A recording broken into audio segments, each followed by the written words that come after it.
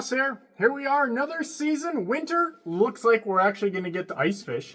Believe it or not, last couple of years, just about everywhere has not been amazing for the ice quality, or if there even was some, like around my neck of the woods. So really looking forward to hopefully ice fishing here very shortly. So we're just setting up the gear and wanted to take a second to show you some of the kind of the mods that I've done to my clam. Now I'm in a Clam X200, which is, this is the new taller version.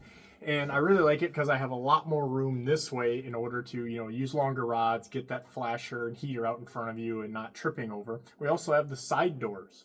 The side doors are really big because you don't have to walk everybody if you got to maybe use the facilities or go help something or warm up the machine, whatever it may be. Get out of that shack without tripping over your buddies.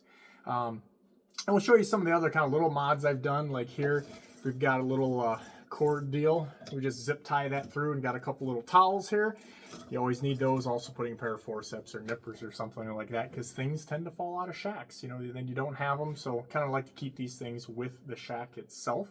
Another little thing that I simply do is I take a piece of 3/4 inch plywood and use at least a half, and I through bolt that to the machine so then I can actually attach some milk crates and other accessories, tie downs and things like that in the shack itself, and that's going to help things like maybe a minnow bucket, a heater, propane bottles, really just about anything. Another thing I really like to do is I've got a vertical 4-rod rod rack that Clam offers. And that's great for, getting those rods that you're not actively using, but you're going to be using. You've already got them rigged up, maybe got hooks on them, heck, maybe you got a minnow on them. But that allows you to have them at close hand, but yet not have them fall on something, break, get caught up in something, stepped on. So really like to do that. Another thing is something I kind of really threw away for a lot of years, to be honest with you. It's a little tackle kind of tray that Clam includes with a lot of their shacks, and it also is an accessory. And all I simply did was just riveted that thing to both the front of the sled and then the bar that the seat slides on.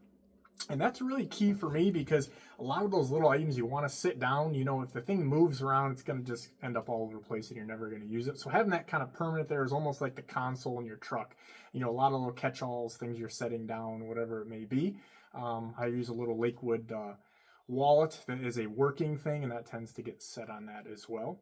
Even on the seat that I'm sitting on right now, we've got the armrests, and when it first came out, I even thought it was going to be the greatest thing ever or not useful at all, and it is really nice having these armrests, as is the comfortable seat that Clam has in their shacks.